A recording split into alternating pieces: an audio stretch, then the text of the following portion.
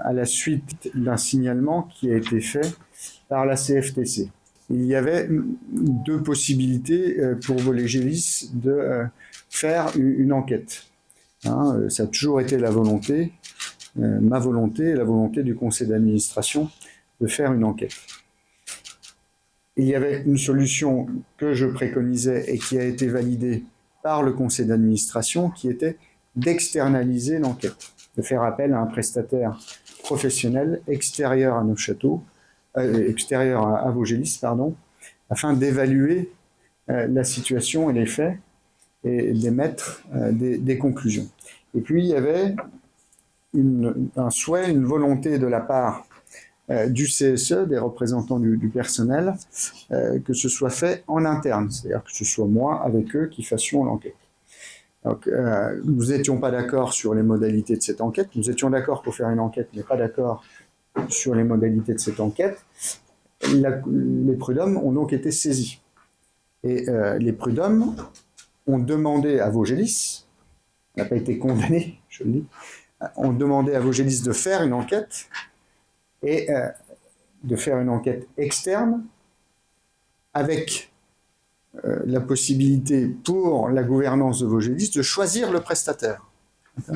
Mais il fallait que l'on qu'on établisse un cahier des charges en commun avec les représentants du personnel. Mais le choix du prestataire, les prud'hommes étaient clairs là-dessus, c'était bien la gouvernance de Vogelis qui le choisissait. Donc, je vous passe quelques vicissitudes. Donc cette enquête, elle a eu lieu. Ça n'a pas été simple, il y a eu des échanges. C'est pour cela que je vous fais venir aujourd'hui. Parallèlement à cette enquête diligentée sur les bases des faits qui avaient été remontés par la CFTC et le droit d'alerte émis par le CSE, il y a eu une autre enquête qui a été, elle, demandée par le CSE, une enquête externe. On ne voulait pas d'enquête externe d'un côté, on en demandait une de l'autre. Enfin, peu importe, on n'est pas là.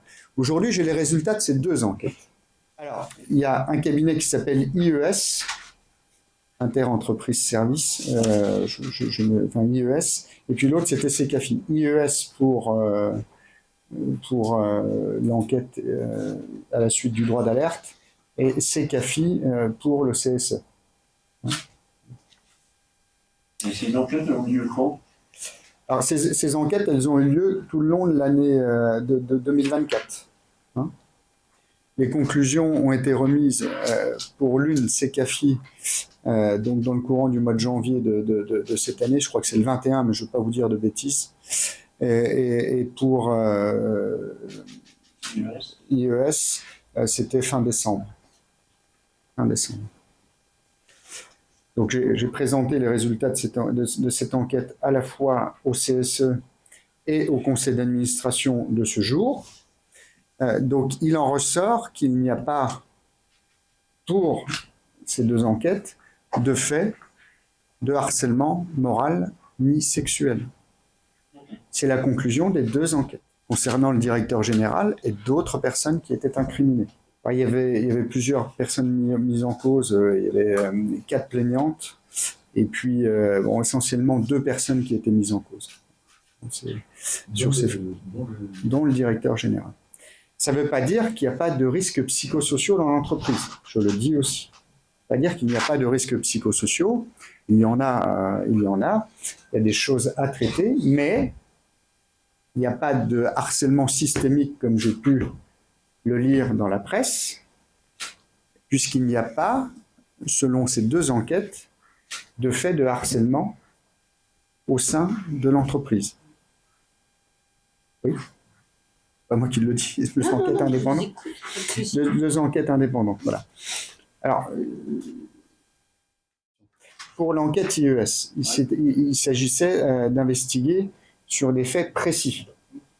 Donc, sur ces faits précis, les plaignantes, on leur a proposé d'y participer, elles n'ont pas souhaité y participer. C'est leur choix. C'est leur choix. Ce qui a retardé d'ailleurs la tenue de cette enquête. je le dis, parce qu'elle devait être entendue en premier, normal. Ensuite, il y a eu des témoins, et puis les personnes qui étaient incriminées qui ont également répondu aux questions. C'est 12 jours de travail, hein, en tout. Donc avec, et puis, il y a un questionnaire qui a été envoyé à l'ensemble du personnel de l'entreprise.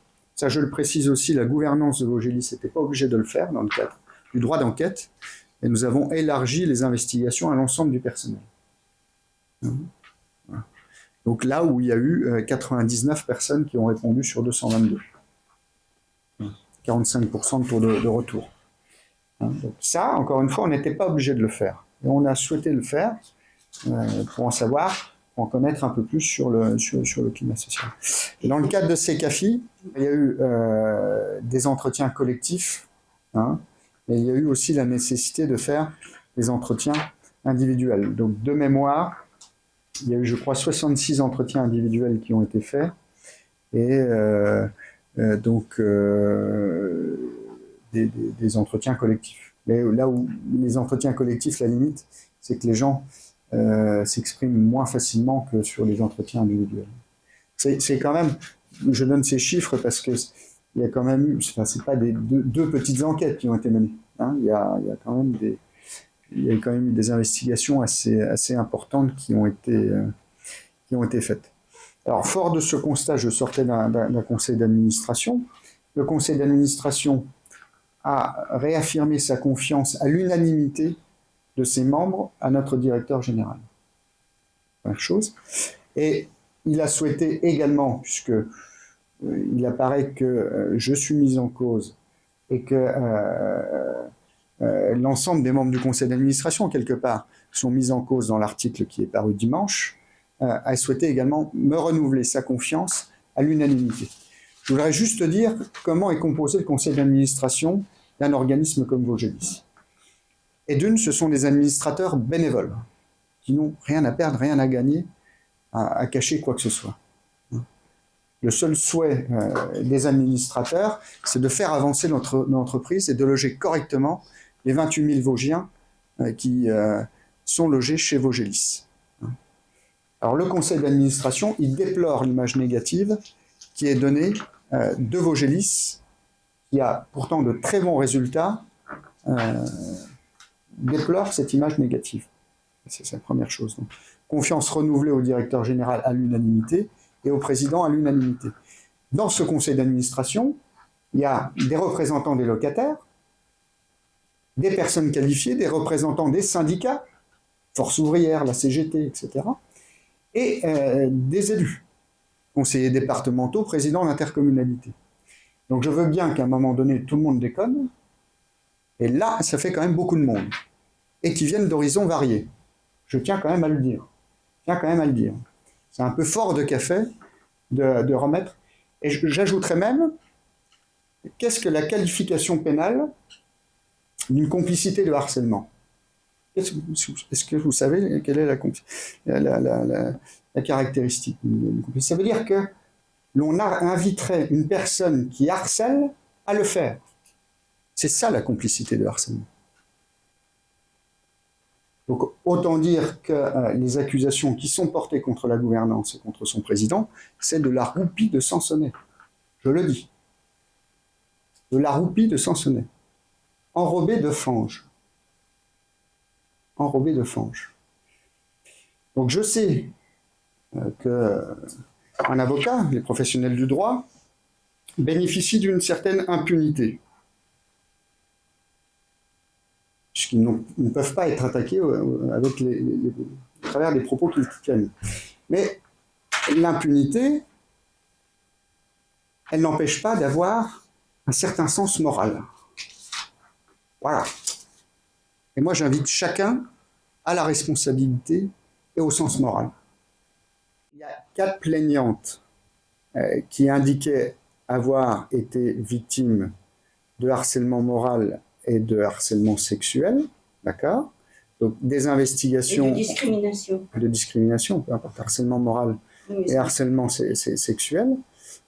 C'était essentiellement ça, les accusations. Donc Là-dessus, c'est donc IES qui s'est penché dessus et donc qui explique qu'il n'y a pas, en tout cas en l'état des choses, de harcèlement moral et sexuel, sachant que ni vous ni moi n'êtes procureur, encore moins juge, l'IES non plus. Donc voilà, ça reste des conclusions d'un bureau d'études, enfin, d'une entreprise qui a l'habitude de faire ce genre de choses. D'accord ? Donc moi, je ne suis pas juge. Je me base simplement pour proposer des décisions au conseil d'administration sur des possibilités qui me sont laissées et qui ont été mises en place. Par rapport à ces CAFI, il y a deux choses. Donc ça, ce sont des faits graves. Et puis, il y a un état des risques psychosociaux qui a été fait dans le cadre de l'enquête CECAFI et des investigations sur ces mêmes risques qui ont été menées par IES en parallèle. Là-dessus, c'est ce que je disais tout à l'heure, mais dans une entreprise de 220 salariés, il ne faut quand même pas être candide. Tout ne va pas toujours bien. Il y a forcément des risques psychosociaux. Tout le monde ne s'entend pas forcément. Voilà. Donc, par contre, il y a des choses à travailler. Ça va être travaillé. Des préconisations ont été émises, etc. Aujourd'hui, le conseil d'administration a appelé chacun à se mettre face à ses responsabilités et que l'on fasse baisser eh bien, les tensions qui existent au sein de l'entreprise et qui ne sont pas non plus qui sont aussi liées au contexte notamment du droit d'alerte. Voilà, je le dis aussi. Et vous savez, dans une organisation comme celle-là, de 220 personnes, des accusations comme celles qui sont portées, qui demandent à être vérifiées d'ailleurs par la police judiciaire, il n'y a aucun problème. Oui, moi, je vous dis, je suis pas enquêteur, donc j'avais pas cette, je sais pas ma formation. Je suis banquier, moi. Alors, me donner des chiffres, je sais les lire. Évaluer une situation comme celle-là, je peux pas le dire. Mais voilà, il y a deux enquêtes qui ont été menées et il n'y a pas de traces de harcèlement moral ni sexuel. Voilà, c'est ce que je voulais dire. Aujourd'hui, Vogelis n'a jamais investi autant. Qu'on soit bien clair, oui, Vogelis n'a jamais investi autant, et pas qu'en Alsace, dans les Vosges aussi. Ah, M. Barbe a dit que c'était mieux. En Alsace, il y avait plus d'ouverture. Enfin bon, on va pas. Non, mais il y a 30 millions d'euros d'investissement dans les Vosges, accessoirement, c'est quand même pas neutre. Alors que quand Fabrice Barbe est arrivé, je défends le bilan. Et en construction. Et quand on entretient son parc, c'est pas mal non plus. Donc, alors qu'en 2019, il n'y avait que 19 millions d'euros d'investissement. Voilà, ça fait accessoirement que 11 millions de plus, avec en plus en charge de fonctionnement 4 millions de plus sur la maintenance. Ce qui fait qu'aujourd'hui, on a un taux de vacances qui est de 0,7%. Essayez de trouver un barrière dans la région Grand Est qui a, même en zone tendue, un taux de vacances aussi bas. Vogelis, c'est une entreprise qui fonctionne bien. Et l'objectif, c'est que ça continue à bien fonctionner. Et vous avez parlé de préconisations pour venir en aide à ces gens qui sont en souffrance, parce qu'il y a des employés qui sont en souffrance. Alors, quelles sont ces préconisations, hormis le fait que chacun doit être mis face à ses responsabilités? Alors, je vais vous faire une réponse de Normand qui ne va pas vous satisfaire, mais ce que dit IES, ce que dit CECAFI, pardon, c'est que c'est à la fois à la direction et aux représentants du personnel de discuter ensemble de ce qu'il y a à mettre en place. Il y a certaines pistes de réflexion qui sont apportées par les deux rapports, et ensuite, on devra tous se mettre autour de la table. Je suis pas dans l'opérationnel chez Vogelis, je suis pas là tous les jours. J'entends bien. Non, j'entends bien. Ce que je veux dire, c'est que c'est à chacun de se prendre en main. Parce que dans les situations que vous dites, il faut quand même objectiver le mal-être. Entre l'impression et la réalité, il y a parfois une différence. Les deux représentants du CSE ont pris connaissance des conclusions. Donc, je vais pas vous dire ce qu'ils ressentent, puisque je suis pas. Mais en tout cas, on a eu une discussion très libre sur le sujet ce matin. les seules informations que j'ai, c'est effectivement les propos qui ont été tenus par l'avocat des plaignantes, qui souffre d'ailleurs de quelques inexactitudes de ses propos, mais bon, c'est pas grave. Une inexactitude qu'il ne pouvait pas ignorer. Quand on accuse quelqu'un d'inaction et qu'on a sollicité les 4 personnes pour qu'elles viennent répondre à une enquête, ça paraît quand même curieux. On nous explique d'un côté qu'il n'y a pas d'enquête, et puis en fait, alors qu'elles ont été sollicitées, bien évidemment, et on a bien évidemment des accusés de réception de tout cela. Hein. Voilà. Bien sûr. Mais dans cette affaire, Vaugelis a quand même été condamné 2 fois. C'est pas des condamnations. Non, mais vous faites un raccourci. Vous faites un raccourci de ce que vous avez pu entendre ou lu. Donc, ce ne sont pas des condamnations. Mal lu. Voilà. Ou mal lu. Non, mais je le dis, c'est pas des condamnations. Vaugelis a eu gain de cause au prud'homme, puisque ce qu'on demandait, c'était une enquête externe, alors que le CSE souhaitait une enquête interne. Donc les prud'hommes ont dit banco pour une enquête externe, et on laisse le choix à Vaugelis de choisir le cabinet. Hein, mais vous mettez d'accord sur les modalités de l'enquête. Donc nous, c'est ce qu'on demandait. Simplement, je tiens quand même, c'est du juridique, mais en fait, dans cette affaire-là, le Code du travail est toujours en défaveur de l'employeur, il faut le savoir. C'est-à-dire que nous étions bloqués, parce que je ne pouvais pas faire l'enquête sans l'accord du CSE, mais j'étais quand même obligé de faire l'enquête. Alors, il faut quand même m'expliquer. Donc, effectivement, on aurait dû faire l'enquête, sauf que l'enquête, elle doit être menée conjointement par le CSE et par l'employeur. Comme je n'ai pas pu faire l'enquête, le tribunal a dit Vaugelis a fauté, il n'a pas pu faire l'enquête, sauf que l'enquête, c'était pas moi qui voulais pas la faire, on n'était pas d'accord sur les modalités de l'enquête. Est-ce que vous avez compris la subtilité de la chose? Donc, quelque part, ça ne nous a pas semblé illogique qu'on nous impute le fait de ne pas avoir fait l'enquête. Simplement, il faut connaître les raisons pour lesquelles cette enquête n'a pas été faite.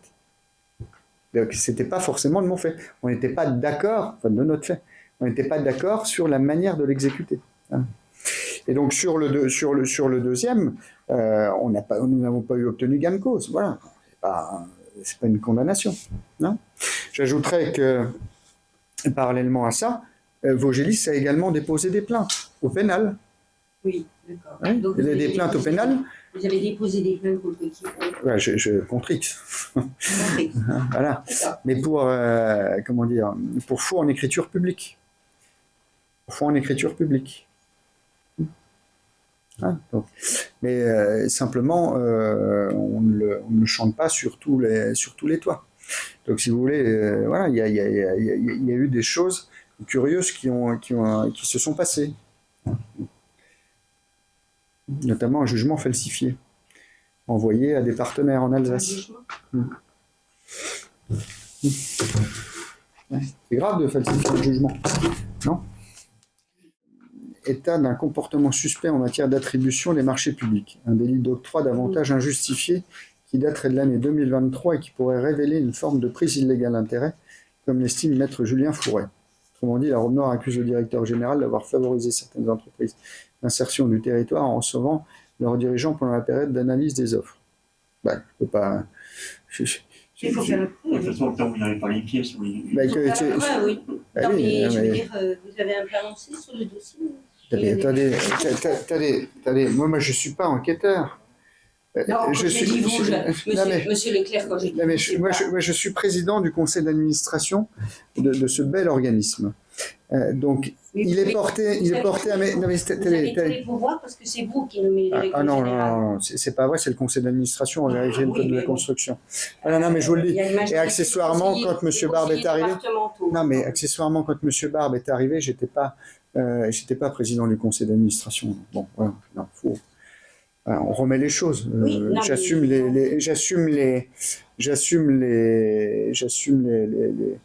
les responsabilités qui m'incombent et j'aspire à une certaine continuité. Mais d'ailleurs, on ne révoque pas un directeur général comme ça au débeauté parce qu'il ne plairait pas ou puisqu'il ne plairait pas au conseil d'administration. C'est pas comme ça que ça se passe. Voilà. Donc moi je suis pas le SRPJ de Nancy, ça vous a pas échappé. Donc je vais pas faire l'enquête à leur place. Hein. Mais bien évidemment, ils ont tout loisir de venir ici pour faire la lumière sur ce qui est avancé dans cet article. Mais c'est le cas, non? Et nous C'est le cas, non? Comment? C'est le cas. De quoi? C'est le cas. Le SRPJ. Je sais pas, moi, je suis pas procureur non plus. C'est pas moi qui ai désigné les personnes qui vont faire l'enquête. Je